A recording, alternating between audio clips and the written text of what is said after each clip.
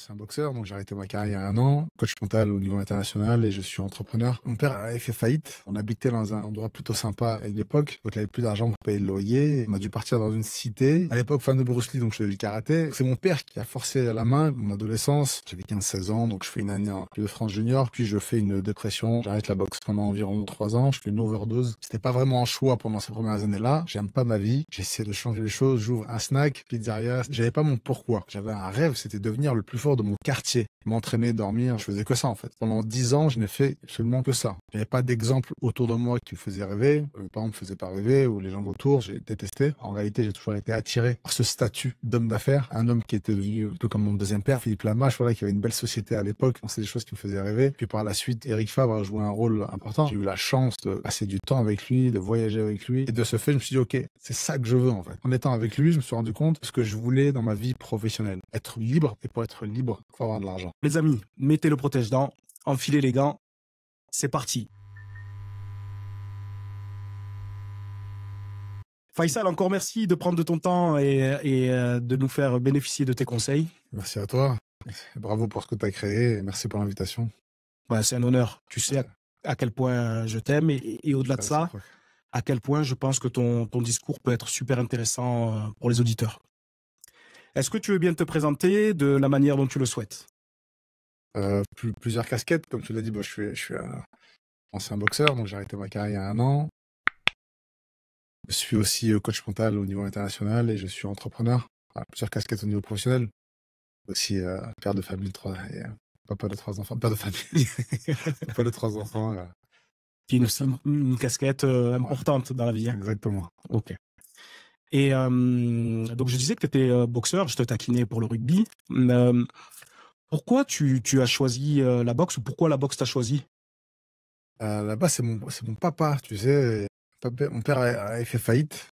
Donc on habitait dans un endroit plutôt sympa à une époque. Donc il avait plus d'argent pour payer le loyer. Et on a dû partir dans une cité. Il avait le choix entre plusieurs cités. Il a choisi celle-ci, là où j'ai grandi, où j'ai passé mon adolescence, parce qu'il y avait une salle de boxe. Donc à l'époque, fan de Bruce Lee, donc je faisais du karaté. Et fan aussi là, de Mohamed Ali, Mike Tyson. Donc il s'est dit, ok. Donc c'est mon père qui a forcé la main, mais qui m'a même un petit peu obligé d'ailleurs. Okay. Que j'avais pas trop le choix, il fallait que j'aille tous les jours à la boxe. Et ok, donc tu as été un petit peu obligé d'y aller, mais pourquoi tu as continué? Qu'est-ce qui t'a fait, qu'est-ce qui t'a fait accrocher? C'est une bonne question. J'arrive dans un premier temps, donc j'ai commencé la boxe, j'avais 12 ans.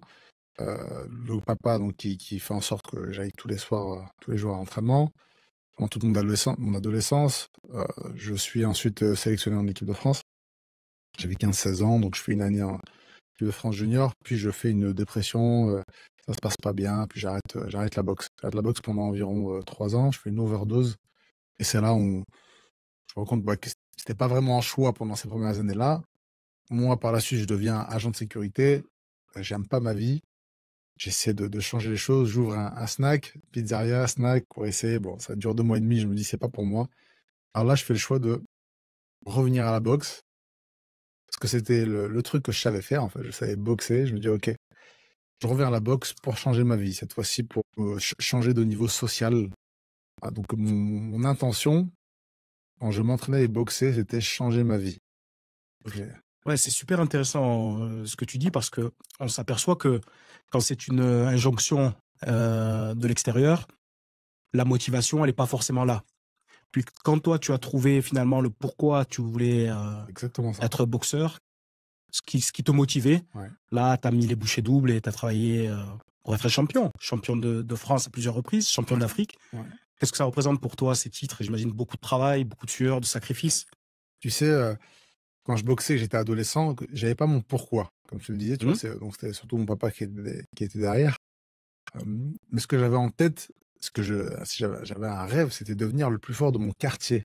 De mon quartier seulement. Pour moi, c'était incroyable d'être même ne serait-ce que le plus fort de sa salle, quoi. Sa salle de boxe, c'est quelque chose c'était pour moi extraordinaire. Alors me dire champion de France, champion d'Afrique ou classé dans le top 20 mondial, c'est quelque chose que je ne pouvais pas imaginer à cette époque-là.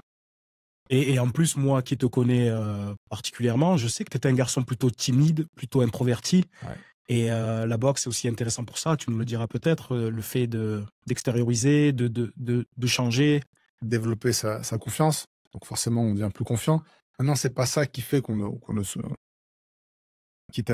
nous aider à parler forcément en public, même si les conférences de presse aident un petit peu. Mais c'est vraiment passer côté le côté coach mental par la suite qui m'a aidé à développer et à m'ouvrir aux gens, on va dire. Sinon, oui, j'étais assez fermé, même pendant ma carrière, ce qui n'était pas forcément une mauvaise chose en tant que boxeur, voire même au contraire. C'est que je faisais qu'une chose, c'est que, à part ma femme, m'entraîner, dormir, je faisais et manger, je faisais que ça, en fait. Pendant 10 ans, je n'ai fait absolument que ça. Genre, j'étais pas du tout diverti, j'avais pas d'amis, je sortais pas, j'étais pas le mec, voilà. J'étais focusé sur un objectif et ce qui a fonctionné, hein. J'ai quasiment tout gagné en France, puis au niveau international pendant ces années-là. Ça a commencé quand j'ai atteint mes objectifs. Tu parlais du pourquoi. Voilà, en fait, le truc, c'est que quand j'ai commencé à voir et que j'ai eu la vie que je rêvais d'avoir, l'intérêt pour la boxe a fortement diminué, en fait. Je me dis, mais pourquoi me casser la tête? Pourquoi me blesser? Parce que j'ai atteint ce que je voulais avoir. J'ai la belle vie. Même si le paradoxe aussi, c'est que c'est pas directement lié au boxeur, mais plutôt au coach mental qui a pris une ampleur assez extraordinaire au niveau international. Et financièrement, c'est mon travail de coach qui m'a fait exploser, en fait, hein. Donc, la boxe m'a aidé à devenir le coach Ouais, et c'est le coach qui t'a permis de... d'avoir la vie que je rêvais d'avoir. Ok. Donc, ah ouais, en fait, pour toi, c'était une mission. C'était une mission pour t'en sortir aussi, j'imagine. Tu t'imaginais que la boxe allait te sortir. C'était l'exutoire un peu du quartier. C'était une façon de... C'était vie de merde, hein. Enfin, je détestais, j'ai pas du tout aimé mon adolescence. Une partie de mon enfance qui était pas mal, mais l'adolescence, j'ai détesté. Dans ce quartier-là, voilà, je me suis dit, c'est quoi cette vie? J'avais pas d'exemple autour de moi qui me faisait rêver. Ah, mes parents me faisaient pas rêver ou les gens autour. Enfin, il fallait que je trouve un truc. Donc ça a été vraiment un outil, devenir le meilleur boxeur français. Forcément, ça te donne un statut. À un moment donné, tu as un statut. Les gens te reconnaissent dans la rue, les gens importants, les politiques et autres. Ouais, tu es invité à des événements, tu deviens quelqu'un au fur et à mesure. Et ça, on se construit à travers ça. Exact. Tu deviens quelqu'un aux yeux des autres, Exactement. mais parfois au détriment de ta propre personne et au détriment de qui tu es vraiment, du pourquoi, de toutes ces choses-là. Tu es en mission, tu te dis, il faut que j'y arrive parce que, en plus, dans cette société, on te fait croire qu'on peut s'en sortir que par le sport ou par le rap, tu vois. Ouais. C'est Ouvrir un snack. ouvrir un kebab. Ce que j'ai fait, en fait, tu vois. Ouais, Ce exact. que j'ai fait à la finale là. Je comprends, je Ouais, comprends. j'ai trouvé. C'est ça. Et toi, justement, tu disais que il n'y avait pas d'exemple. Est-ce que dans la boxe, tu as trouvé un mentor? Est-ce que tu as trouvé quelqu'un qui t'a accompagné, qui t'a guidé ou qui t'a inspiré? Bon, déjà, ce que tu as dit, c'est intéressant. Je l'ai souvent vu, des gens qui, forcément, comme si on devient l'hologramme. Moi, perso, c'était pas mon cas. Le fait que je sois quand même assez isolé, je me montrais seulement le jour des combats. Voilà, je faisais pas grand-chose. Donc, je suis plus ou moins resté moi-même, je pense. Donc, des exemples, oui. J'en ai des gens qui m'ont inspiré de façon différente. Oui, j'en ai eu plusieurs. Par la suite, j'ai commencé à 17 ans, voilà, à avoir des amis. J'aimais leur façon de s'entraîner, leur hygiène de vie, ce genre de choses. Par la suite, des hommes d'affaires. Moi, je suis très attiré. Je savais pas encore que j'allais devenir entrepreneur et que j'allais être dans le monde des affaires, en fait, mais en réalité, j'ai toujours été attiré par ce statut d'homme d'affaires, par la capacité à créer des choses, la capacité à gagner de l'argent aussi, à avoir la vie qui va avec. Donc, j'ai pu fréquenter des gens. Un homme qui était devenu un peu comme mon deuxième père. Là, on parlait de Philippe Lamache, voilà, qui avait une belle société à l'époque. Donc, c'est des choses qui me faisaient rêver. Puis par la suite, Eric Favre a joué un rôle important, hein. Eric Favre des laboratoires Eric Favre, pour ceux qui ne connaissent pas. Donc, j'ai eu la chance de passer du temps avec lui, de voyager avec lui. Donc, là, on parle de quelqu'un qui pèse des millions et des millions, et d'être proche de lui, d'être à ses côtés lors de certains rendez-vous, c'est le premier qui m'a emmené à Los Angeles, à Dubaï et autres. Voilà, j'ai vécu vraiment des choses extraordinaires avec lui. C'est le premier qui m'a fait vivre ce genre de choses. Et de ce fait, je me suis dit, OK, c'est ça que je veux, en fait. En étant avec lui, je me suis rendu compte de ce que je voulais dans ma vie professionnelle. Être libre, parce que être libre, mobile, et pour être libre, il faut avoir de l'argent. Il faut développer et créer des business qui nous passionnent. parce que lui, il est passionné par ce qu'il fait, donc je voulais trouver quelque chose aussi qui me passionne. Voilà, donc ça a été, ces personnes-là ont été mes inspirations, notamment en dernier, voilà, Eric, au niveau professionnel. Après, au niveau perso, peut-être d'autres.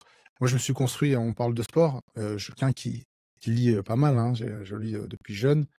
Donc, j'ai commencé à étudier la psychologie, moi, j'avais 18 ans. Je ne pensais pas que j'allais devenir coach mental, pas du tout. Je le faisais pour moi parce que je savais que j'avais des fragilités. Donc, j'ai commencé à étudier, voir des conférences et lire pas mal de bouquins. Donc, je me suis quand même construit en parallèle. C'est-à-dire qu'il y avait ma carrière de boxeur où j'étais assez isolé, mais en parallèle, je lisais beaucoup et je me construisais intérieurement. Concernant Eric Favre, je l'ai sollicité et c'est vrai que c'est un monstre. C'est un monstre. J'espère le recevoir bientôt. Ouais, Je le trouve inspirant. Tu vois, nous, on vient de quartier, on a rencontré quelques difficultés. Lui, c'est un parcours complètement différent parce que fils d'agriculteur, de paysan, et son histoire, elle est vraiment intéressante. Ouais. Tu as dit quelque chose. La liberté, c'est bien gagner sa vie. Est-ce que tu le penses encore aujourd'hui? Est-ce que tu crois pas que on peut se délester de certaines choses? Tu sais, c'est la société qui crée le besoin, qui crée souvent par le marketing, par les pubs, par les tendances. Le fait de savoir qui tu es vraiment, est-ce que tu penses pas que déjà tu gagnes une certaine liberté en te détachant un peu de ce monde-là, de ce bruit, de cette agitation quotidienne? Est-ce que tu vois ce que je veux dire? Je vois très bien ce que tu veux dire et tu as raison. Maintenant, il y a 2 facettes. Il y a le fait d'être libre intérieurement, que son esprit soit libre, donc c'est ce dont tu parles et tu as raison, parce que tu peux avoir l'argent que tu veux, si tu es, attaché à des fausses croyances, à des mauvaises choses, voilà, ça tient pas. Par contre, physiquement, si tu veux être libre, moi j'ai la chance de voyager à travers le monde, je fais ce que je veux quand je veux, tu vois? C'est un peu ce truc-là que j'ai pris d'Eric Favre, parce que lui, c'était vraiment ça. Il fait absolument ce qu'il veut quand il veut. Et je me suis dit: «Bon, moi aussi, je veux devenir comme ça» et ça passe par l'argent. J'ai une femme et 3 enfants, voilà, si je veux là, enfin, je Si pars tu veux avoir un rythme de vie élevé, ouais, je comprends. que j'ai pour Ouais. garder ce rythme-là qui me plaît beaucoup, Ouais. il faut de l'argent. Donc ça passe par les 2, à mon sens. En tout cas, ma vision, moi, de la liberté, c'est ça. Si je veux demain partir, prendre un an de vacances, il y a pas de problème. Tu vois, je fais, j'ai pas de donc avoir l'esprit libre et avoir ce qu'il faut dans le portefeuille pour pouvoir, être mobile et bouger, faire ce qu'on veut, ça à mon sens, la liberté passe par là. Non, c'est intéressant et on va en reparler sur la notion du bonheur, entre autres. On en Ouais. parlera un peu plus tard dans l'émission. J'avais une question un peu personnelle. À quoi tu pensais quand tu combattais juste avant de monter sur le ring? Ça y est, il reste quelques secondes, tu sais que tu vas aller à la guerre. Je dis à la guerre, mais c'est ma façon de voir les choses. Peut-être que toi, c'était au show, au spectacle, tu vois, c'était une autre façon. C'était quoi ce qui te passait par la tête juste avant? Ouais. Pour moi, tu as raison, je le voyais comme une guerre et je me disais: «La pire chose qui puisse nous arriver, c'est de mourir». Donc moi, je visualisais le fait que je puisse mourir. Accepter le fait que je puisse mourir et boxer jusqu'à la mort. Voilà, c'est comme ça que je voyais et ça me OK, maintenant j'ai accepté le pire, maintenant je peux avancer, monter et donner et boxer, jusqu'à la fin, jusqu'au bout. Ouais, c'est intéressant parce qu'avec finalement, avec le rugby et la boxe, on a beaucoup de points communs, notamment à Bien mon sûr. poste où tu sais, c'était un poste d'affrontement direct, Ouais. où tu as un vis-à-vis, où tu as un combat à mener. Et c'est vrai que moi, c'était un peu la même chose. J'avais le sentiment de partir à la guerre. J'étais en mission, le match, c'était, tu vois. C'est un poste très dangereux que tu avais. Ouais, exactement. Et la notion de la mort, je la ressens parce que sur une mêlée écroulée, il pouvait se passer n'importe Tout à fait. quoi, tu vois. T'es pas à l'abri d'un mauvais plaquage, Puis une mêlée qui s'écroule. chaque année, ça arrive, hein. Malheureusement, chaque Ouais, année, ça arrive, des exactement. morts, hein, donc c'est Donc concret, on a c'est même réel. j'en discutais avec Maxime. Lui, c'était Maxime Hermoz. C'était Show Must Go On, tu vois. Alors il disait qu'il se préparait en faisant de la visualisation, tu sais, en jouant aux jeux vidéo, aux jeux de combat, pour essayer de préparer un peu son corps à l'affrontement et sa tête surtout, un peu à l'image des pilotes de Formule 1 qui ont des séances avant sur des jeux vidéo, etc. Mais lui, c'était plus un spectacle. On jouait pas le même poste, tu vois. Ouais, Mais 2 choses différentes. c'est pour ça que je t'ai dit, je t'ai demandé comment tu le voyais. Ouais. Parce que Pour certains, il y a le côté artistique et pour certains, il y a le côté uniquement combat. Ouais. Si je devais revenir en arrière, j'aurais donné plus d'importance au côté artistique. Je comprends. Voilà. Parce que tu te rends compte que pour réussir, dans la boxe, pour réussir, c'est du show. Donc, j'ai parfois été bon, hein. Bon, les KO, les gens aiment ça, voilà.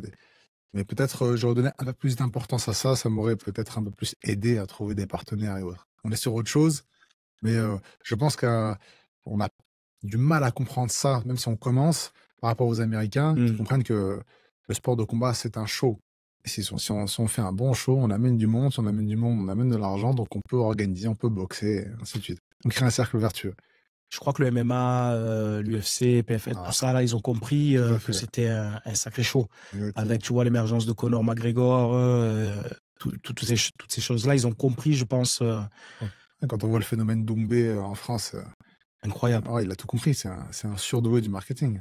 Mais ce que je discutais avec donc un combattant, Yazid Fouchan, tu vois, à ce sujet-là, c'est que maintenant, ils ont tendance, les jeunes qui veulent devenir des combattants, UFC, MMA plutôt, ils ont tendance à confondre, à faire passer le show avant les qualités. Tu me parlais de Doumbé. Ouais. Doumbé, il fait le show. Et par contre, c'est un KO à chaque combat. Et ça dure 2 minutes. Maintenant, on a l'impression que c'est le show qui prévaut. Tu vois ? C'est ça, ouais. C'est l'incompréhension. Certains comprennent mal les choses. C'est bien que tu parles de ça. Parce que des mecs comme Doumbé, c'est un surdoué du marketing. Mais le gars, il a une humilité à l'entraînement. Il s'entraîne comme un acharné. Donc, le taf, il le fait. On peut le voir comme ça. Nous, on le voit pas, ça, en vrai. Tu vois ? Les gens, donc, les jeunes se mettent au MMA et veulent être des stars plus que des champions. Exact. Ouais. Des mecs comme Doumbé ou d'autres, on peut parler des plus grands comme Mohamed Ali, par exemple, qui faisait le show aussi. Qui incroyable. Qui a inventé, en fait. C'est lui qui a créé ça.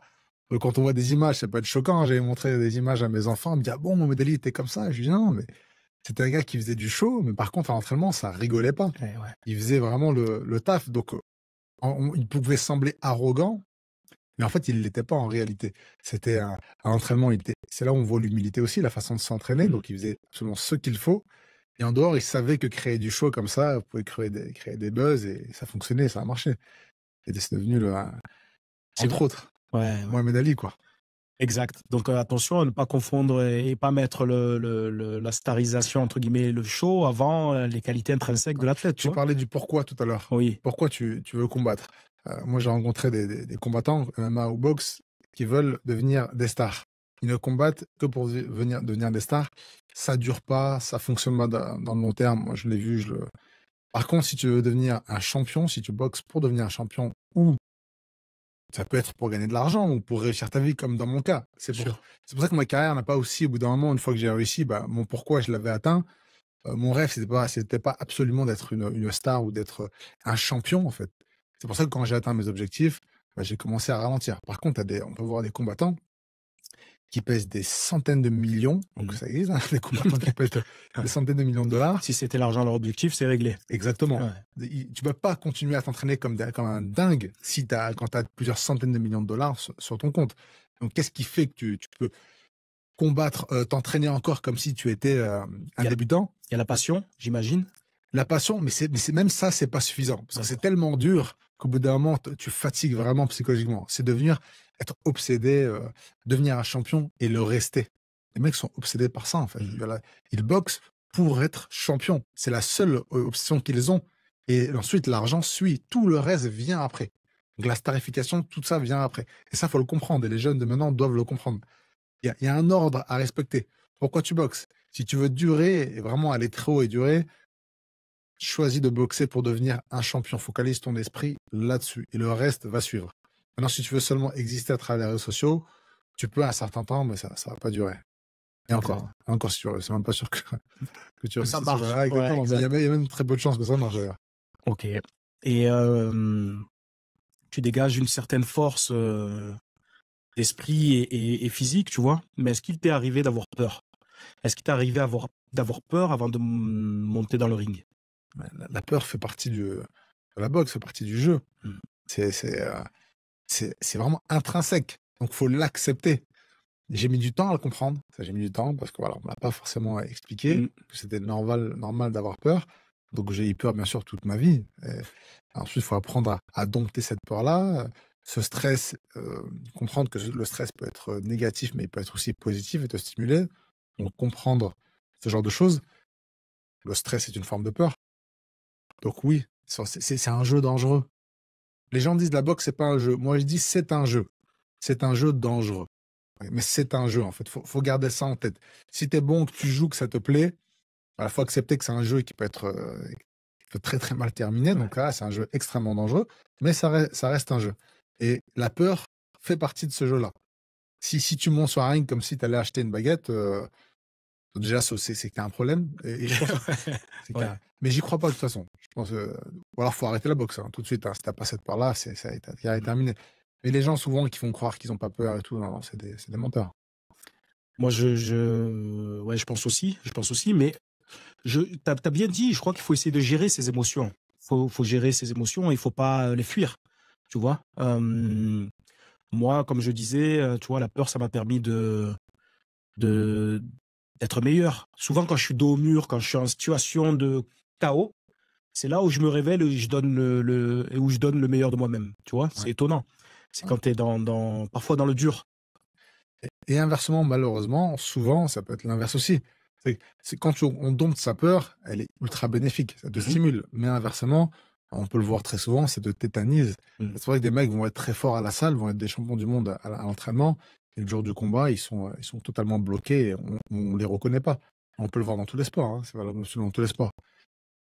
Donc, dompter, apprendre à gérer, et parfois être accompagné pour ça peut changer ta vie. Ouais, c'est ce que je disais, d'être accompagné, c'est Ouais, important. ouais, Mais que ça soit pour un boxeur ou un rugbyman, c'est difficile de dire qu'on a peur, non? Tu vois, ça colle pas forcément à exactement, l'image de exactement. l'athlète. Tout à fait. On a peur de le dire, donc on fait semblant. Alors, comment t'es? Non, non, ça va. Tu sais, avant, c'est la question qu'on pose tout le temps avant les combats à tous les combattants. Alors, comment tu te sens? Comment tu te sens? Non, ça va, ça va. T'as peur? Non, non, ça va. T'as la pression? Non, non, ça va. Ouais. Donc, j'ai mis du temps à répondre. Ça va? Oui, ça va. Est-ce que t'as peur? Oui, j'ai peur. Mm, Est-ce que t'as la pression? Oui, j'ai la pression. mm. Mais ça va. J'ai la pression, j'ai peur, mais ça va. Et tu te sens, ça va, tu te sens bien et tout, ouais. On verra le jour du combat. On verra sur ce qui se passe. Ouais. Donc j'ai mis vraiment très longtemps avant de répondre de cette façon. C'est l'expérience et le temps peut-être qui t'ont permis de Ouais. gagner en Puis la compréhension aussi et la de, connaissance. oui, je pense. Mmh. Comprendre un peu le fonctionnement, comprendre que il y a une forme d'humilité aussi là-dedans. Il n'y a pas de honte d'avoir peur. En fait, il n'y a Mmh. absolument aucune honte. C'est normal. Ça, faut l'accepter et le dire. C'est pas parce que on a peur qu'on est faible. Ça n'a absolument rien à voir. Être courageux ne veut pas dire ne pas avoir peur. Et ça, on a un mal fou à le comprendre. Mmh. Non, c'est même au contraire. Le courage, c'est quoi la différence entre courageux et un lâche? Hein, c'est que le courageux, les deux ont peur dans les deux cas, mais l'un agit, passe au-dessus de la peur. Et c'est ce qu'on appelle une personne courageuse. Donc, non, courageux ne veut pas dire ne pas avoir peur. Avoir peur, c'est normal. Oui, mais tu vois, tu disais: «Il faut le dire», mais on ne sait pas forcément à qui. Je te prends ma situation. Si, je suis pas bien, si j'ai un mal-être, si j'ai quelque chose qui va pas, je peux pas aller voir le coach pour en parler parce qu'il va penser que je suis faible. Je peux pas en parler dans le vestiaire parce que les coéquipiers, ils vont peut-être penser qu'ils peuvent pas compter sur moi.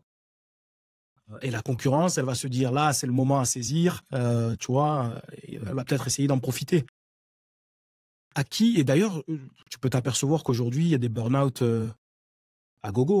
à gogo et avant, c'était en fin de carrière et maintenant, c'est en plein milieu de la carrière. Et les gens ont du mal à comprendre parce qu'ils disent: «Oui, mais il fait du sport, il gagne de l'argent, c'est la belle vie, tout est nickel». Donc à qui on peut en parler Mhm. sans se mettre en difficulté, parce qu'il y en a pas dans les clubs. Il y en a très peu. Maintenant, ça commence à évoluer. Bon, tout doucement. Ça commence tout doucement. Mais Mais avoir des psys, avoir des coachs mentaux dans les clubs, ça, c'est quelque chose qui devrait être normal. Ce ouais. qu'il n'est pas encore actuellement, c'est pas. Ça se fait à l'étranger, hein, mais en Exactement. France, Très en retard. On met toujours ouais, beaucoup de temps hein, ouais. en France. Donc, même si ça commence tout doucement, non, il faudrait qu'on le voit régulièrement. Donc, il y a une personne spécialement pour ça, à qui on puisse parler. Normalement, les coachs, je devrais parler à nos coachs. Là aussi, il y a une incompréhension. Là aussi, c'est que le coach, il y a un truc qui va pas. Les coéquipiers, même ça, en fait, du moment où tu dis, OK, j'ai peur, on a peur, c'est normal, il n'y a pas de problème, mais on va tout péter. Mmh. C'est pas parce qu'on a peur qu'on va s'effondrer, au contraire. C'est juste le fait d'extérioriser et pour empêcher aussi les blessures. Parce que moi, je me suis rendu compte que j'ai intériorisé énormément, une grosse partie de ma carrière et je Mmh. pense que ça a joué un rôle dans beaucoup de mes blessures, parce que je me Mmh. suis quand même pas mal blessé et des grosses blessures et comme par hasard, quand j'ai commencé à parler de mes peurs et Extérioriser un petit peu. extérioriser, je ne suis plus blessé Mmh. du tout. Enfin, j'ai plus de fractures, j'ai plus de déchirures, j'ai plus de en combat, donc je pense que ça a joué un rôle.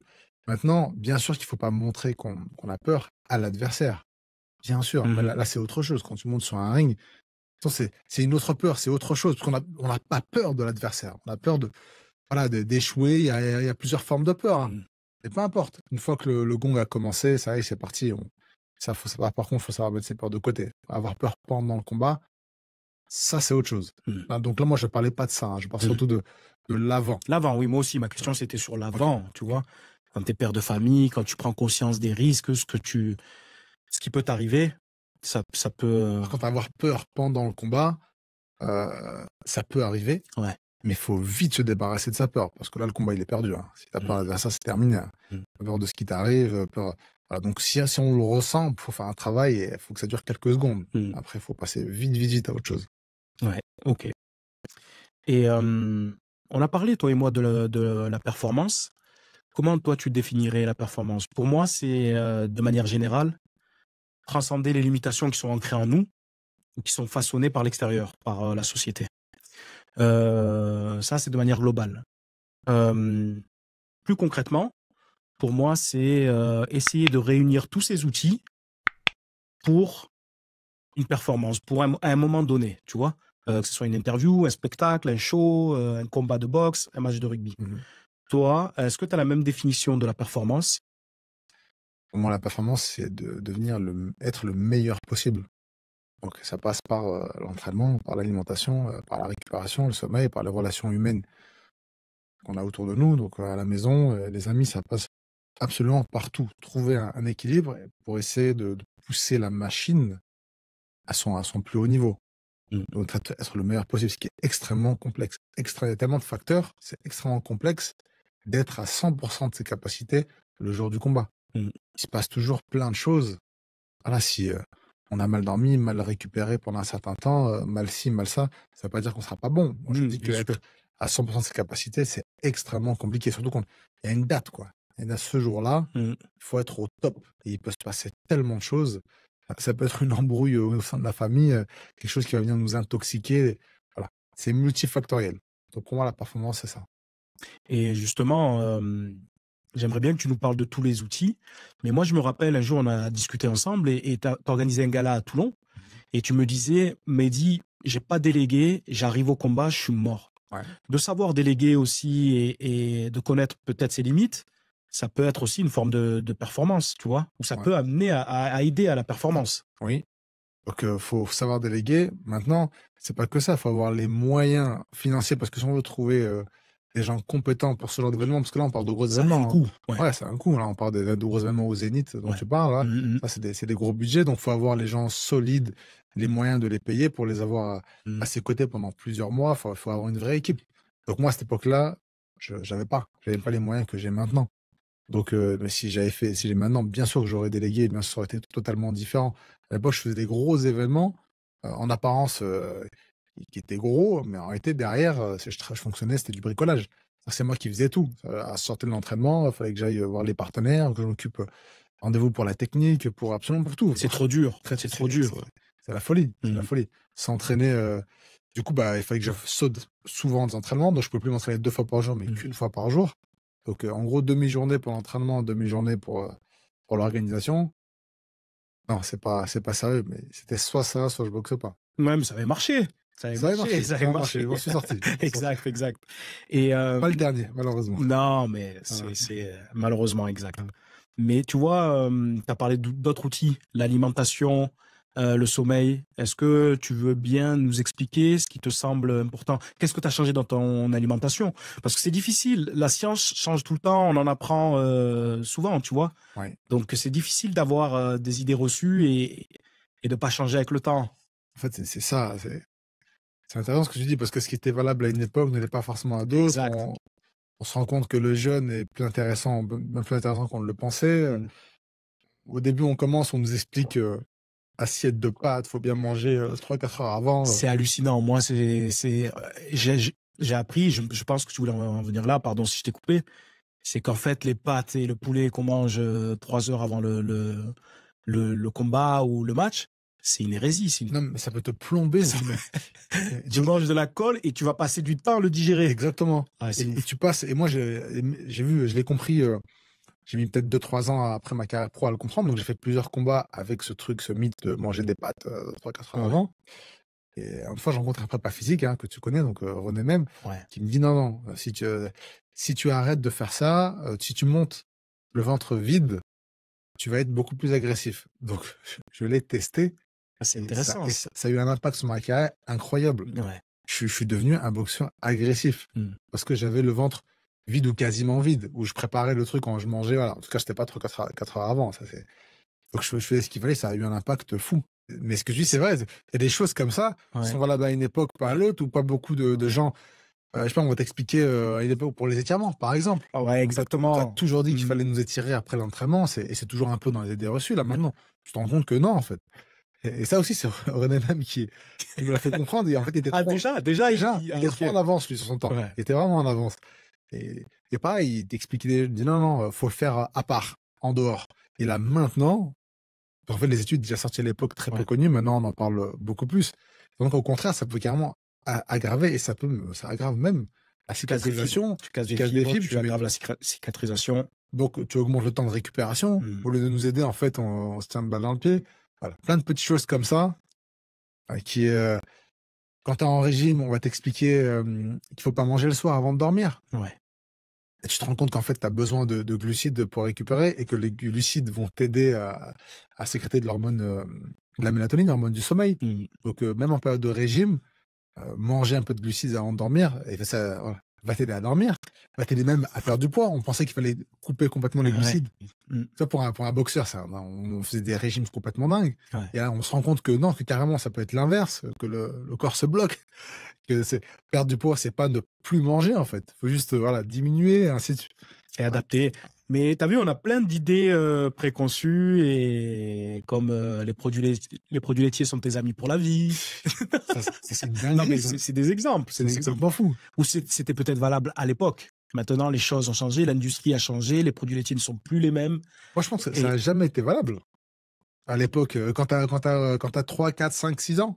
Mais une fois que tu grandis, ton corps n'est pas adapté pour ça. Donc, tu crées de l'inflammation. Les études, maintenant, ont montré que tu crées de l'ostéoporose.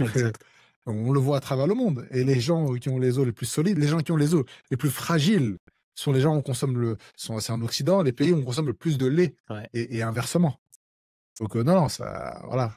Mais c'est difficile de s'en défaire quand tu as grandi là-dedans. Et en fait, il faut prendre le temps de s'informer, de chercher, de solliciter des professionnels, tu vois, des gens qualifiés. Et puis, après, on prend ce qui nous semble le plus évident au moment où on a l'info, tu vois.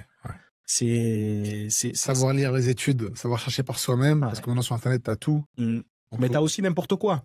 T'as tout et n'importe quoi. Exactement, c'est ça qui est compliqué. Il faut trouver les bonnes versions, savoir lire les études aussi, savoir se pencher, ok, quelle étude a prouvé telle chose, voir un peu. Quand on veut vraiment pousser les choses, quand on apprend à apprendre, les choses sont... Oui, parce qu'au moins tu prends conscience et t'es acteur de ta performance, des choses. Et ça, c'est... Si tu passes ton temps à écouter, en fait, seulement écouter ce qu'on te dit, tu fais tout et n'importe quoi, parce que c'est de la chance. Donc la personne te dit, si t'écoutes, il faut savoir qui tu écoutes aussi. C'est ce que j'allais te dire tout à l'heure quand je te parlais de mentor, etc. Il y a souvent dans ces coachs-là ou des gens que tu écoutes un côté gourou, tu sais. Et il faut faire attention. Et avoir l'esprit critique constamment, remettre les choses en question et chercher par soi-même. Mais qui tu écoutes? Tu vas apprendre à cuisiner si tu écoutes un gars qui sait pas faire cuire un œuf. Non, mais, parce qu'on vient des je peux l'écouter, hein. Avec humilité, je peux l'écouter. Il peut avoir des choses à m'apprendre. Moi, j'écoute pas. Je sais pas cuisiner, tu vas pas apprendre à cuisiner. Si t'es pas financièrement au-dessus de moi, je vais pas t'écouter, tu vas pas m'enseigner comment gagner de l'argent. Non, c'est pas possible. Si t'es pas meilleur que moi dans un domaine, non, je ne t'écoute pas. Par contre, oui, je peux écouter un enfant qui va avoir un côté relationnel, par exemple, qui est meilleur que moi dans un tel ou telle chose, ou qui a fait une remarque comme un miroir, parce que souvent les enfants peuvent te dire des choses que les autres ne te disent pas. Ouais. Il n'y a pas de problème. Je te dis pas qu'il faut pas ne pas écouter. Il faut apprendre qui tu écoutes et dans quel contexte. Exact. On en a parlé un petit peu tout à l'heure de la motivation. On a dit ensemble qu'il fallait surtout comprendre le pourquoi tu faisais les choses. Toi, est-ce que tes motivations, c'était un peu de passion? Est-ce que ça a été uniquement l'argent? L'argent, le moyen de t'en sortir, le moyen d'accomplir tes rêves. Alors moi, je pensais pas à l'argent.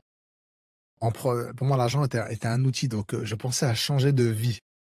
Donc j'avais pas fixé mon esprit sur l'argent. J'avais fixé vraiment sur ma vie, voilà. Libre, voyager, bouger. Mais tu disais que c'était lié quand même. Oui, en fait, Tu vois? j'ai compris. Bien sûr que c'est lié. Sans l'argent, tu ne peux pas avoir tout ça. Mais mon esprit n'était pas focalisé sur un montant. Ah oui, Sur ok. il faut que je Ok, gagne je tant. comprends. Voilà. Ouais. En tout cas, à cette époque-là, c'était pas ça. C'était vraiment changer de vie, avoir une jolie maison, une jolie voiture. Voilà. J'avais tout ça de mon esprit. Donc c'était pour moi ça. Et voilà. Et l'outil était l'argent. Ok. Donc la motivation, la question c'est Comment tu motives tes clients? Comment tu fais pour les booster? Est-ce que tu les mets face à un miroir et tu dis, tu sais, comme dans Rasta Rocket, tu es un homme fort, tu vois, des trucs comme ça? alors ça peut être des choses. Tu vois? Il y a tellement de choses. Et parfois on appelle ça des mantras, se répéter Mhm. des phrases peuvent fonctionner dans certains cas. Moi je pense que pas dans tout, même si souvent ça l'est. Mais ça reste vraiment. Là, on parle d'un petit outil. Hein, c'est pas Ouais. ça qui va changer ta vie. Maintenant, il faut savoir pourquoi tu fais la chose, pourquoi tu veux devenir un champion, ok? Une fois que tu as trouvé ton pourquoi, parce que la motivation est quelque chose d'aléatoire, c'est pas un truc qui dure. Quand tu sais pourquoi tu veux le faire, être conscient que ta motivation, il va y avoir des grosses variations, donc des moments où tu vas être totalement démotivé. C'est comme la foi un peu. Exactement. Mm. C'est un truc qui se travaille tout au long, et c'est là où la discipline entre en jeu. En fait, être conscient que tu dois parfois forcer un peu les choses. T'as pas envie, ok, je vais dire, on s'en fout que t'aies pas envie. Est-ce que tu dois le faire ou pas? Est-ce que cette chose-là va te tirer vers le haut ou pas? Si oui, fais-le.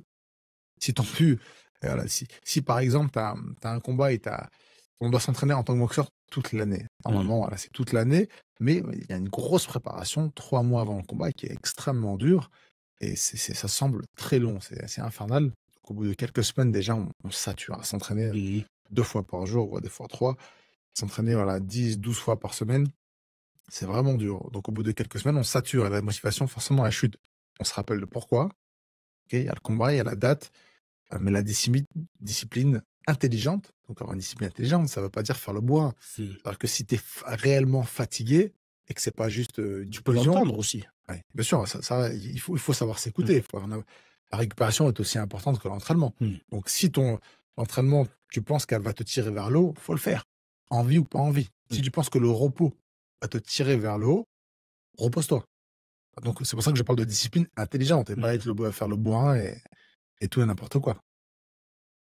Exact. Mais tu as raison, c'est pas quelque chose de linéaire. C'est quelque chose qui C'est pour est ça que mouvant, tu vois. ouais, c'est vrai que la motivation, il faut faire attention à ça. Les gens parlent, j'entends parler souvent de motivation. Ok, c'est bien la motivation.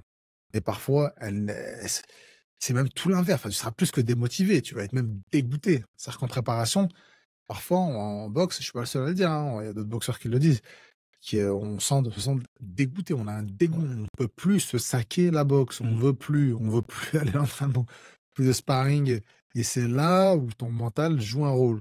Comme il y a plusieurs facettes au niveau du mental, parce qu'on parle souvent de ça, on parle souvent du mental pendant le combat, mais il n'y a pas que ça, hein, il y a le mental qu'il faut avoir Tout au long de la préparation. voilà. Ouais. La diète qu'il faut mettre en place, Le combat, c'est la l'entraînement. cerise. Exactement. C'est la cerise sur le gâteau. Et pour certains, le combat est plus facile que la préparation. C'est ce que disait Fabrice Chioso, hein, que j'ai beaucoup côtoyé, qui a été 11 fois champion du monde. Et pour lui, ce qu'il me disait, le plus dur, c'était pas le combat, c'était vraiment la préparation. Il fallait qu'il perde parfois beaucoup de poids, 30 kilos, à s'entraîner comme un dingue pendant des mois.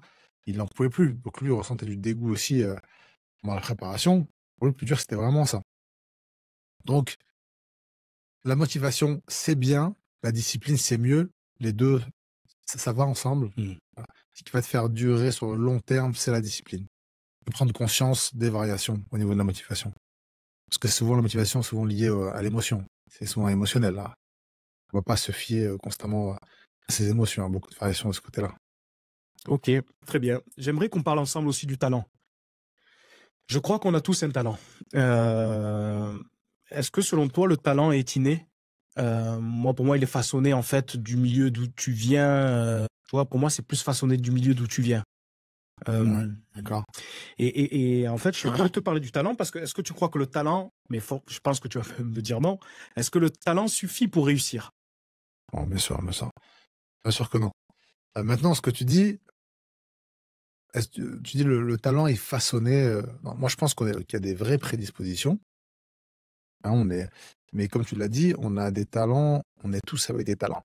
Moi, je trouve ça super intéressant. Là. Je vais donner un exemple au niveau de la boxe, qui peut être frappant et qu'on peut vraiment superposer dans la vie de tous les jours. C'est qu'on on est tous très différents. Tu as des boxeurs qui, techniquement, sont nuls. Mais c'est un truc de malade. Techniquement, ils sont nuls. Et les types, ils deviennent champions du monde. Comment c'est possible? C'est que les gars, en fait, ils sont pas bons techniquement. Donc, ils n'ont pas réussi à fortement évoluer. Et par contre, ils ont un mental très fort. Donc, ils supportent la souffrance et la douleur. Et les gars, ils ont développé un physique. Ils ont 2 poumons, 2 cœurs, 2 poumons. Donc ils vont boxer ils vont combattre des boxeurs bien meilleurs qu'eux. Mhm. Mais sauf que eux, ils vont réussir à garder une cadence pendant 12 rounds.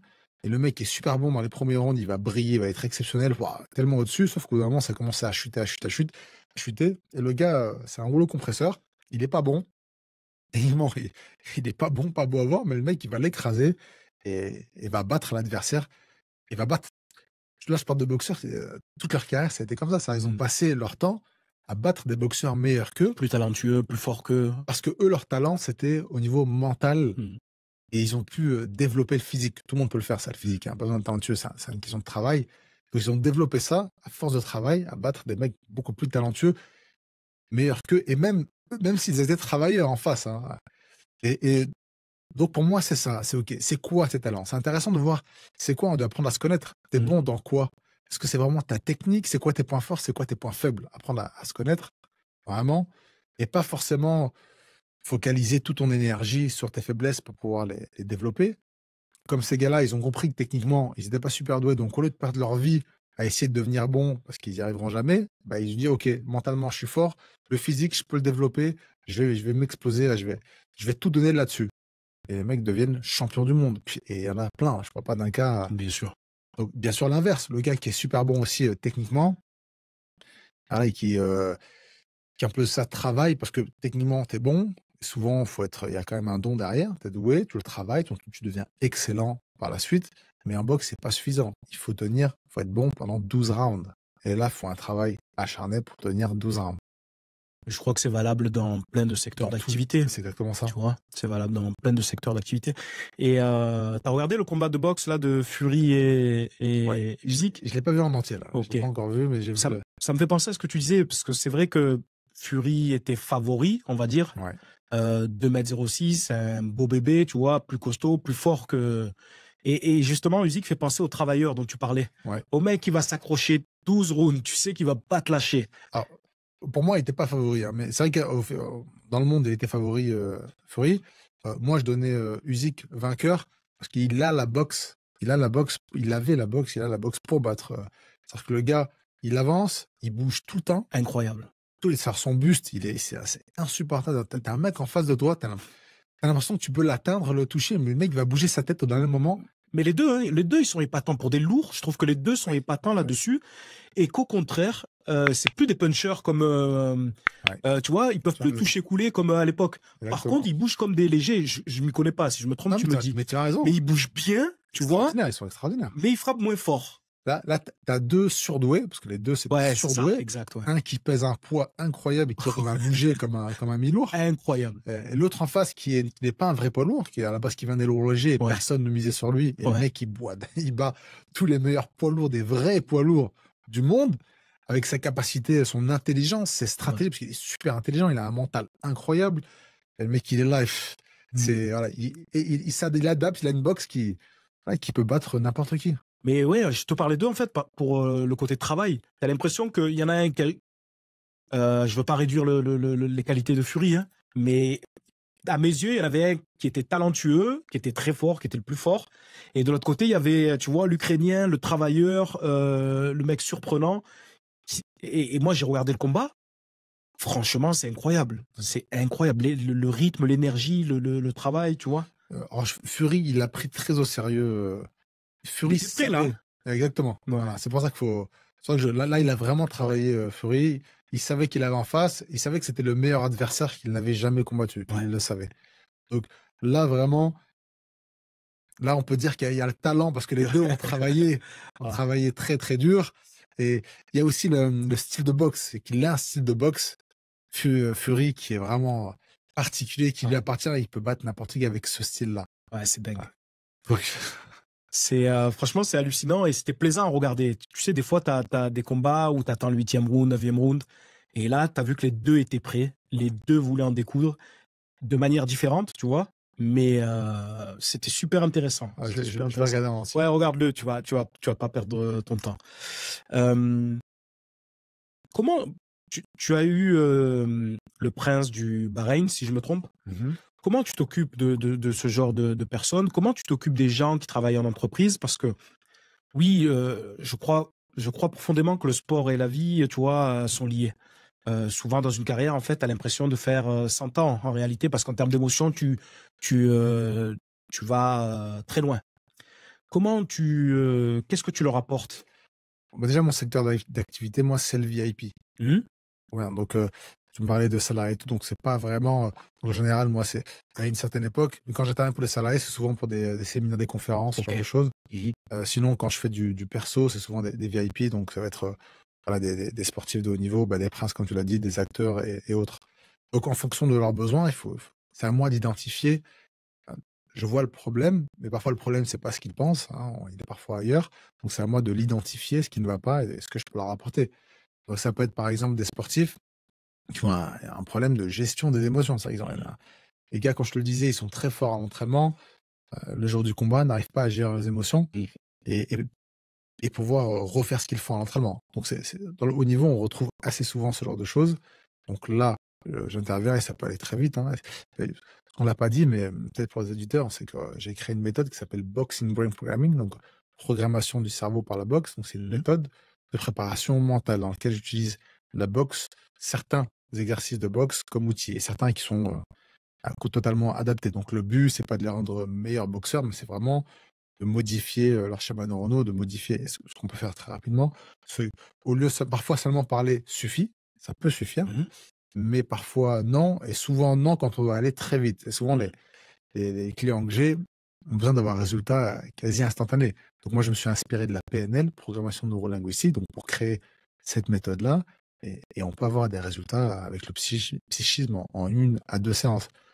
Donc les sportifs, ça va être ce genre de choses, ça va être contrôler sa peur, on parlait de la peur tout à l'heure. Ça peut être surprenant ce que je dis, mais développer son agressivité positive. Donc moi, j'ai eu des athlètes qui étaient talentueux, très forts, déjà de niveau international dans leur domaine. Hein. On parle pas de la boxe, on parle vraiment. Je travaille sur tous les sports, mais pas agressifs. Bah, dans le rugby, par exemple, j'ai des gars que je coachais qui n'étaient pas agressifs, très costauds, très pour leur poste assez assez impressionnant pour leur poste, mais au niveau des plaquages, au niveau de leur façon de bouger, de se mouvoir dans l'espace, c'était pas des gars, ils ne faisaient pas peur. Donc, ça peut être les coacher par rapport à ça, parce que l'agressivité, c'est mental. J'ai créé des exercices pour les rendre beaucoup plus agressifs. Et inversement, ça peut être des sportifs qui ont du mal à gérer leur agressivité et ça va déborder, en fait. Ça va déborder sur le terrain, dans les vestiaires ou autre. Donc là, on est dans une émotion aussi qu'il faut apprendre à gérer. Ça peut être des hommes d'affaires qui, parfois, ont du mal à gérer leurs émotions, ont du mal à dégager un certain aura, à augmenter leur charisme. Leur leadership aussi, j'imagine. Exactement, leur leadership, leur charisme, quand ils ont des meetings, des réunions où parfois il y a beaucoup d'argent. Moi, j'ai des clients qui m'ont parfois dit, grâce à toi, je gagne des millions.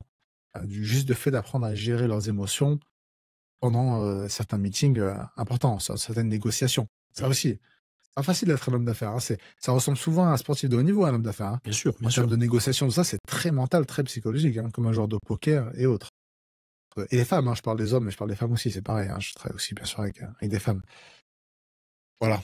Je sais pas si ça. Ouais, très bien, non, j'ai compris. En fait, tu adaptes en fonction de l'individu que tu as en face, en fonction de ce qu'il recherche, de ce dont il a besoin dans son secteur d'activité, tu vois. Ouais. Et ensuite, tu leur apprendre aussi.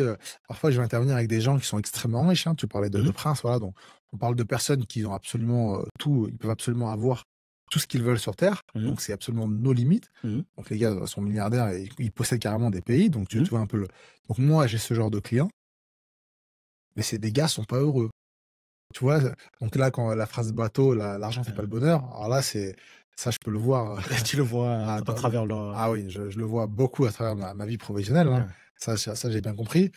Comme ça que je te parlais que ma vie, ma perception de la réussite, je crois, enfin, tu voulais qu'on en parle tout à l'heure. On va en parler, ouais, on y arrive. Ouais. Donc là, c'est vraiment ça. Donc parfois, c'est justement leur apprendre à être heureux, leur faire prendre conscience que y a des choses qu'on ne peut pas acheter.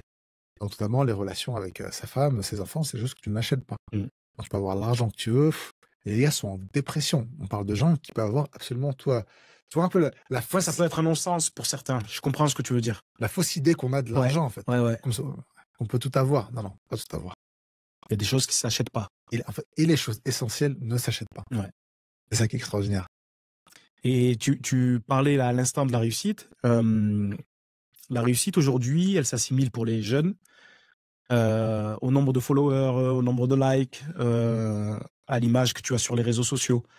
Pour toi, c'est quoi la réussite? Est-ce que c'est que l'argent? Est-ce que c'est le nombre de vues sur YouTube? Pour moi, la réussite, c'est réussir dans tous les domaines. Donc, je te parle de ma perception, de ma réussite. Donc, réussir dans tous les domaines, c'est-à-dire privé, professionnel, et être épanoui dans tout. Donc, avoir la relation avec ma femme, mes enfants, c'est absolument essentiel, avec les gens que j'aime. Et professionnellement, j'aime ce que je fais, aimer ce que je fais, c'est essentiel. Et gagner de l'argent, si possible beaucoup d'argent, en faisant quelque chose que j'aime beaucoup et ne jamais avoir le sentiment de travailler. Ce qui est mon cas, j'ai jamais l'impression de travailler. Donc, pour moi, c'est ça la réussite, réussir dans tous les domaines. Maintenant, comme on le disait, ce qui est assez exceptionnel, c'est qu'une personne pauvre peut être beaucoup plus heureuse qu'une personne très riche. Et c'est ça qui est extraordinaire. C'est que le pouvoir de l'argent a une vraie limite. Il y a une étude qui est sortie il y a quelques années qui avait prouvé que la limite au niveau de l'argent en Occident était de 5 000 euros. C'est-à-dire qu'au-dessus de 5 000 euros, tu n'étais pas plus heureux. C'est vrai qu'avec 5 000 euros par an, peut-être maintenant un peu plus avec l'inflation, mais avec 5 000 euros, tu as une belle maison, tu as une jolie voiture. Alors que tu gagnes 5 000 ou 50 000, les 45 000 euros de plus ne te rendront pas plus heureux. Ça, c'est super intéressant. Quand je suis tombé là-dessus, j'ai approfondi, et c'est vrai. C'est vrai, hein, parce que moi, je suis passé par là. Hein. Donc, moi, déjà à l'époque, gagner 3 000 euros me semblait extraordinaire. Donc, quand j'ai commencé à passer un peu ces caps-là, je me disais, OK, avoir de l'argent, ça a une limite. C'est réel, c'est réel. Ça a une limite. Et je le vois à travers, là, on parle de ça, mais mes clients pèsent vraiment parfois des centaines de millions d'euros. En plus, tu vois vraiment que ça a une limite.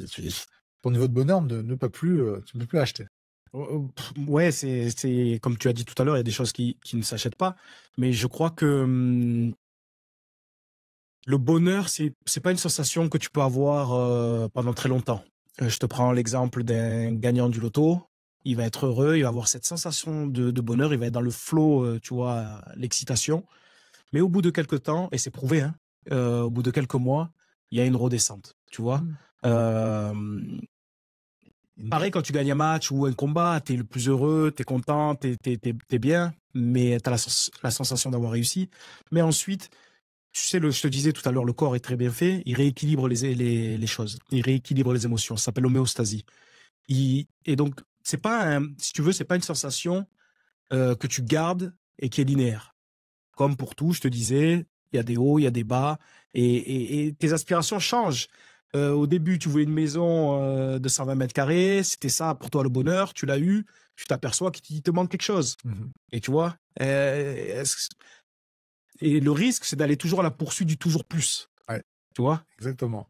J'étais à Dubaï il y a quelques temps, je suis avec un client qui pèse quelques dizaines de millions d'euros, tu vois, et il me dit... Comme moi. Voilà. Et il me dit, ça m'est arrivé 2 fois, ce que je te raconte, hein. Il y a une autre personnalité très connue, je ne veux pas dire son nom, c'était d'ailleurs, ici dans le sud, hein. Je finis avec celui de Dubaï, il me dit: Si je fais 50 millions de plus là, je pars habiter à Los Angeles». Il voulait partir à Los Angeles. Ok. Je dis: «Mais ça va t'apporter quoi de plus que ce que tu as? Genre, tu peux déjà avoir tout, en fait». Il dit: «Mais c'est pas assez». «Non, mais tu peux tout avoir, comment ça c'est pas assez?» C'est où il est où le truc? Dans sa tête, dans son esprit, il fallait toujours plus. Voilà, si par exemple il faisait 50 millions, il fallait qu'il fasse 100 millions. Et à 100 millions, il sera plus C'est heureux. une course Et sans donc, fin. en fait, c'est vraiment ça, Mm. sans fin. Et le type est malheureux dans sa vie. Mm. Et une autre personne où je me promène avec, il y avait un beau yacht, Ferrari, maison à 5 millions d'euros et autres, ici, hein, dans le sud de la France. Et on se promène, on passe devant un yacht euh, plus gros que le sien, et il me dit: «Putain, il y en a, ils ont de l'argent quand même». Mais ça, C'est incroyable. incroyable. Ah, t'as Mais dû halluciner. mais si les gens pouvaient entendre ce qu'il dit, de Ah oui. personnalité, à l'époque, il faisait partie des 5 personnalités les plus aimées des Français. Ok. Donc, vraiment très connu, c'est pour ça que je peux dire son nom, mais je me dis, le gars, il était connecté, en fait. Le mec, il a une vie complètement dingue, et il passe, il te dit: putain, les gens, ils ont de l'argent quand même. Ah, Quel toupet. voilà. Donc, par rapport à ce que tu me disais, je rebondis, je vais ajouter quelque chose d'important, c'est que pour moi, le bonheur, c'est se sentir en paix. Avoir une paix intérieure. C'est vraiment ça. Donc, je te disais, c'est réussir dans tous les domaines et se sentir en paix. Cette paix, qu'elle puisse durer. Donc, pas de variation Exact. émotionnelle, comme tu en parlais, être super excité parce qu'on a gagné. D'ailleurs, si tu regardes mes combats, j'ai jamais été excité après un combat. Sur les vidéos, tu vas jamais me C'est voir vrai. sauter sur le ring, jamais. Toujours plutôt tranquille parce Je que pensais que c'était l'humilité. ça en fait partie Mhm. peut-être, mais j'ai compris que il y a des hauts et des bas. Mm. Donc les hauts, faut pas monter trop haut. Parce que derrière, tu risques, plus tu montes haut, plus tu descends bas. Exactement. Et inversement, quand tu es en bas, faut pas descendre trop bas. Ouais. Faut se dire non, mais ça va remonter, t'inquiète. Mm. Donc c'est vraiment comme une... Comme les courbes de vie, là, tu sais. Exactement, c'est ça que j'avais en tête. Mm. Essayer quelque chose de régulier, pas trop haut, pas trop bas, quelque chose d'équilibré, Voilà. et sentir en paix, sentir bien. Oh, ok. Voilà. Et moi, pour sentir ça, ok, il faut avoir suffisamment d'argent sans se prendre la tête, sentiment de liberté, être à la bonne relation avec les gens que t'aimes, faire ce que tu aimes, et tout va bien. Ouais, il faut trouver ce qu'on aime et de manière à être en paix, comme tu dis, ancré et aligné. Tu vois, Ouais.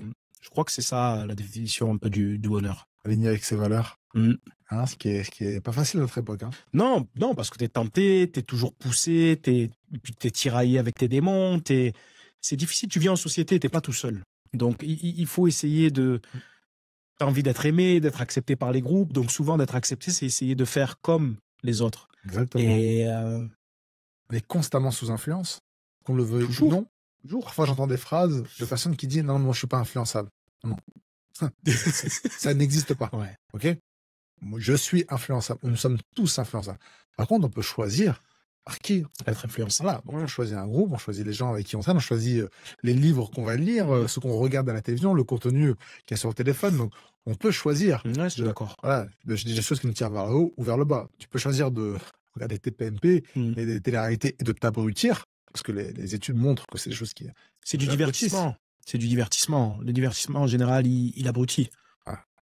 Mais oui, mais tu peux choisir des divertissements. Tu peux choisir, tu as raison. Voilà, de façon avec des choses un peu plus intelligentes. Ça va pas forcément t'abrutir.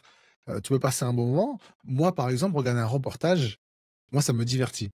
Les gens vont pas forcément comprendre, mais il y a des reportages super bien faits, je kiffe, j'apprends des choses, et apprendre des choses, ça me divertit. Donc, parfois, je regarde pas souvent des films ou des séries sur des choses. Et parfois, ça m'arrive, je sais que là, je vais rien apprendre. Tu mets le cerveau de côté et ça fait du bien. Je suis avec mes enfants, tranquille, on va se regarder un dessin animé, un film, un truc, ok, je me divertis, je kiffe, mais c'est pas, je veux pas ressortir plus intelligent de cette expérience-là. Non. Mais j'en prends conscience. Par contre, quand tu es tous les soirs devant tes PMP ou que tu vois tout le temps de réalité, non, faut être conscient que chaque jour, tu es de plus en plus bête. Et les études ont montré que les gens qui regardent ce genre de choses sont limités au niveau vocabulaire. Ils ont un nombre de vocabulaire. Ah oui. C'est incroyable. Il y a une étude qui est sortie là-dessus qui est complètement dingue. Donc, ça abrutit vraiment. Donc, faut choisir nos influences. Faut savoir ce que tu veux dans la vie. Ouais, mais pour choisir, il faut avoir une certaine conscience. Et je te dis, quand tu entends que cette émission cartonne, etc., et que tout le monde regarde, ben, tu es attiré par ce truc-là. Tu vois, tu peux être attiré. Je dis pas que c'est mon cas ni ton cas, mais je te dis, une personne lambda peut être tentée et ainsi de suite. La chose la plus difficile, à mon sens, tu vois, si tu viens me poser la question, Je te pose la question. Okay. Pose-moi la question. Qu'est-ce qui est la chose la plus difficile pour moi dans le monde dans lequel on vit, c'est de réfléchir par soi-même. C'est la chose tellement la plus difficile. On pense parfois qu'on réfléchit par nous-mêmes, mais c'est pas vrai. On est constamment sous influence et c'est extrêmement difficile d'être objectif et d'avoir du recul, de pas avoir. Tu me parlais de regarder les gens, influence des groupes. C'est extrêmement difficile d'avoir un recul sur ça. Il faut avoir du caractère. On peut parler aussi du caractère, l'importance du caractère. Il faut savoir avoir du caractère et assumer qui on est, les valeurs qu'on a, qu'on veut, c'est être aligné à ces valeurs. Et souvent, c'est dur, mais quand on sait le faire, c'est là où le leadership, on a un gros leadership. C'est là où ça s'exprime. C'est là où on va surtout nous influencer les autres. Et les gens vont surtout nous suivre, nous. C'est cette capacité à avoir du caractère et se foutre, en fait, de ce que pensent les gens. Ouais, c'est bien parce que mon invité, j'ai eu Aude Beka, elle m'a raconté une histoire sur les 100 singes. Je sais pas si tu la connais. En fait, il y avait 99 singes qui faisaient toujours la même chose. Le 100e est arrivé, a fait quelque chose de différent au risque d'être mis en marge du groupe. Les 99 ont trouvé que ce qu'il avait fait était intéressant et ils ont suivi. Et ils l'ont accompagné, ils l'ont suivi, tu vois. Donc, il faut pas avoir peur d'être différent. Ouais. Parce que moi, et j'imagine que pour toi aussi, la différence a été une force, tu vois. Ça peut sembler être une faiblesse au départ. Ouais, exactement. Parce que souvent, on est isolé. Mais il faut comprendre que par la suite, avec le temps, ça devient une très grosse force. Et donc, on me disait que tu t'occupais d'artistes, que tu t'occupais de sportifs. Comment tu fais pour évaluer ton travail? Comment tu fais pour savoir si tu es dans le vrai? Alors moi, c'est assez facile parce que c'est le résultat. Donc, quand un sportif m'appelle, quand je le Pour un coach, sportif, ok. par exemple, ou même un chef d'entreprise, selon ses chiffres, selon ce qu'il veut faire, il peut dire. Mais lui, il le ressent tout de suite. Ses capacités à maîtriser à son leadership dans les réunions, les gens vont le remarquer, on va lui faire des réflexions, lui va le ressentir, va se sentir plus serein, plus. Donc c'est vraiment le résultat. Et en plus, souvent, comme je te le disais, ces gens n'ont pas beaucoup de temps. Quand ils font appel à moi, ils veulent des résultats très rapides. Donc on doit le voir en une semaine, 15 jours, quelque chose doit se passer. Donc c'est, on va dire, assez facile. C'est pas des choses qui durent des années ou autre. Ok. Et j'aime bien parce que c'est des sujets qui peuvent intéresser les enfants, tu vois, qui peuvent intéresser les plus jeunes, les ados. Et d'ailleurs, toi, tu as créé une association avec Nicolas Anelka qui s'appelle NA39. On a créé une académie de football. Est-ce que tu veux nous en parler et nous expliquer le but? Quel est le projet? Quelles sont vos missions? Le but de l'académie, je pense que tous les deux, on a envie de laisser un héritage, de laisser quelque chose. Et on a partagé nos visions. Donc lui, il a bien sûr réussi dans le football. Moi, je me suis pas mal débrouillé dans la boxe.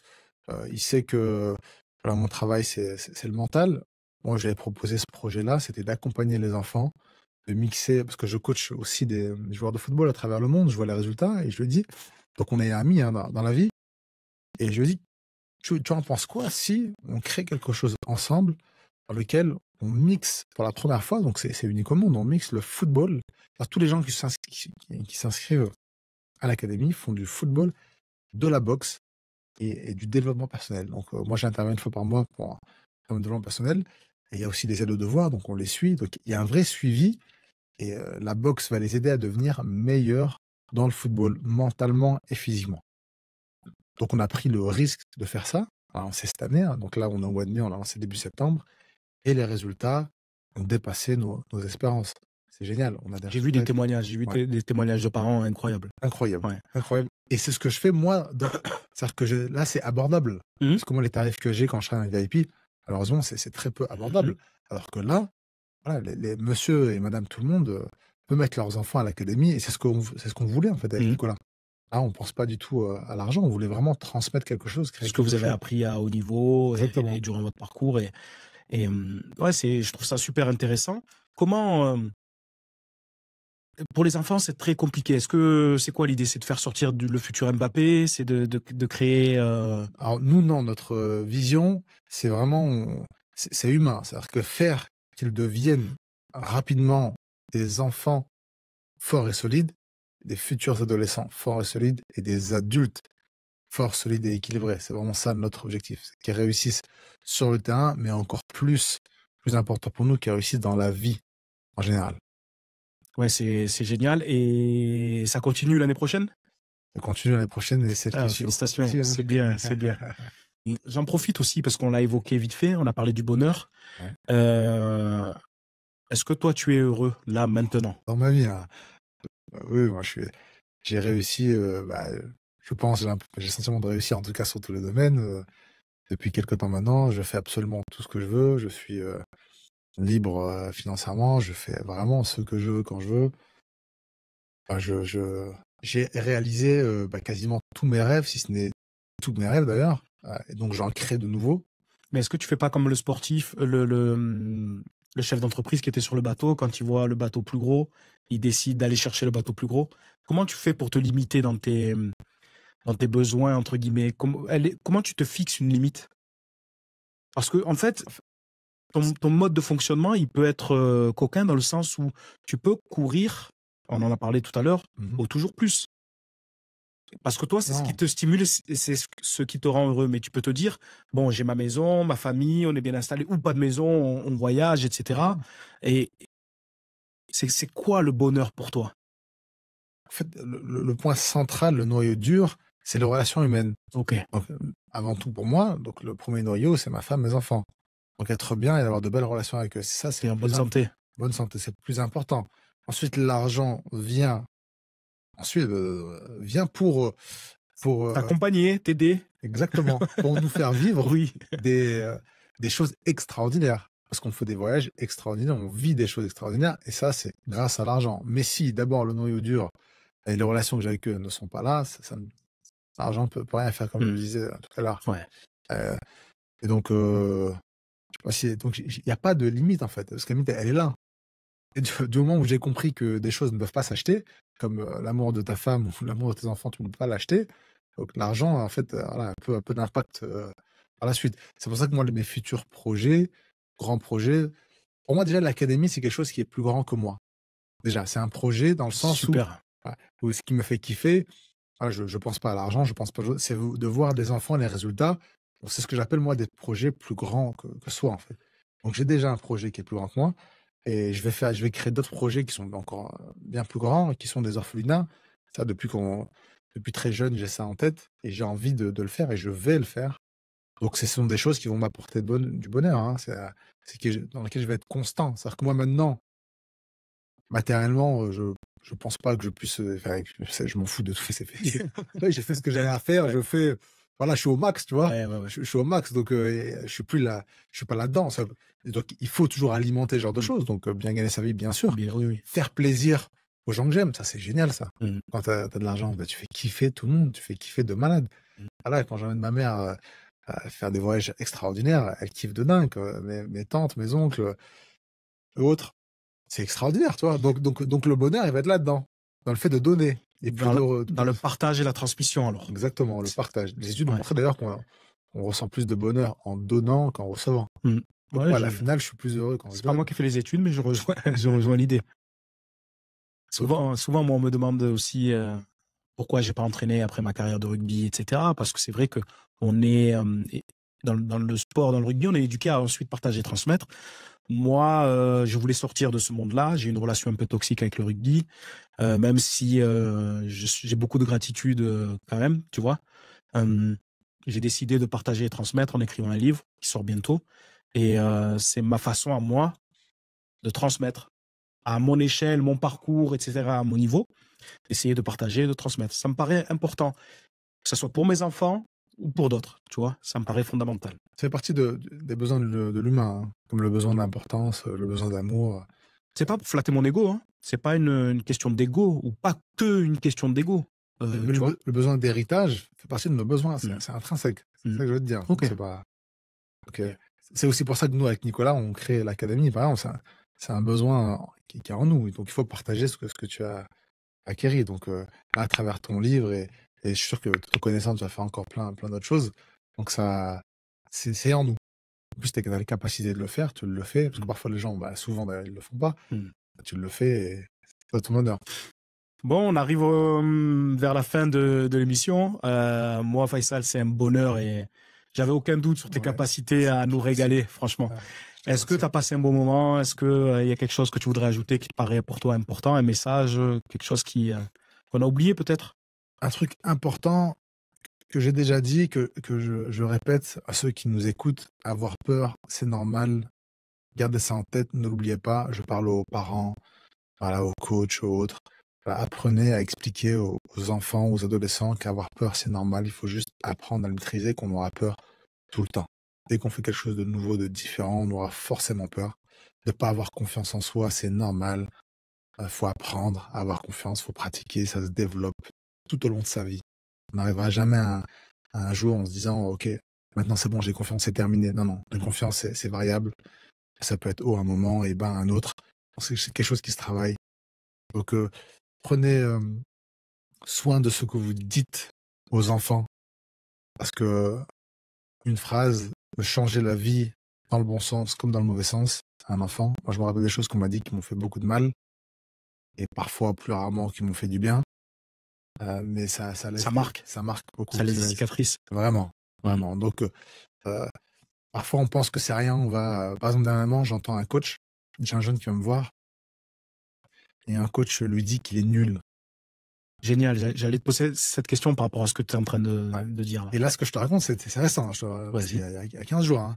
Le petit vient me voir. Il a super mal vécu. Il me dit, ouais, voilà, j'ai fait un entraînement et tout. Et ce coach qui ne le connaît pas, un coach, il vient me voir. Il lui dit, aujourd'hui, je n'étais pas très bien. Le jeune lui dit ça. Et le coach lui dit, non, c'est pas parce que tu n'étais pas très bien, c'est parce que tu es nul. Waouh, quelle la violence du truc. Mais ces mecs-là, il faut les enfermer. C'est un scandale. Et ça existe. On vit dans un monde comme ça. Donc, préserver nos enfants de paroles toxiques. On se rend compte de l'importance, parce que les enfants, quand ils nous regardent vraiment avec des grands yeux. Et pour nous, dont je parle aux parents aussi, parce que parfois les parents ne s'en rendent pas compte. Alors j'y viens, si tu me permets. Oui. Souvent les parents, rejettent sur leurs enfants leur frustration d'une carrière, d'un échec. Et donc, moi, je suis allé voir un peu de terrain de rugby maintenant et de foot aussi. Et je m'aperçois du langage envers leurs enfants. Je me dis, mais c'est un truc de malade. Catastrophique. Parce qu'en fait, ils pensent à eux. Ils se disent pas, mon fils, il est là pour s'amuser. Il est là pour passer un bon moment avec ses copains. Il est là pour apprendre des choses. C'est la culture de la gagne, culture de la victoire, quoi qu'il en coûte. Et parfois, ils investissent sur leurs enfants pour leur propre réussite. En disant, s'il réussit, il va nous sauver. C'est ça. Comme si c'était un compte épargne et tu vois. C'est surtout au foot, mais on y arrive aussi au rugby. Ouais. Malheureusement, on y arrive aussi au rugby. Avec le salaire forcément augmenté. Voilà, exactement. En fait, l'argent fausse un peu les relations. Les relations. Bon, est-ce que tu es un invité à me recommander, quelqu'un à me conseiller déjà, tu as eu Max. Je l'invite de ta part. Ouais, Max, j'ai eu Max. On a passé un bon moment. Ça, c'est bien. Je te l'avais proposé. Ouais. Là, ce que j'ai en tête, Yohan Lidon. Ok. Voilà, parce que j'ai eu au téléphone hier. Et je trouve que c'est un personnage. J'ai entendu parler. Ouais. Un personnage très intéressant, un champion de boxe qui a une belle histoire, très humble, très simple, qui a beaucoup de valeur, c'était vraiment de valeur très forte. Voilà, lui, ça peut être un bel invité. Eric Favre, on en parlait. Moi, j'aime beaucoup. Hein, j'ai même fait déjà. Oui, c'est vrai. Voilà, bien sûr, lui, c'est extraordinaire aussi, hein, si tu peux l'avoir. Je l'ai contacté. Il m'a dit OK, maintenant il faut qu'on réussisse à se capter, parce qu'il fait des trucs de dingue en Afrique. Et Sébastien Sousbord aussi.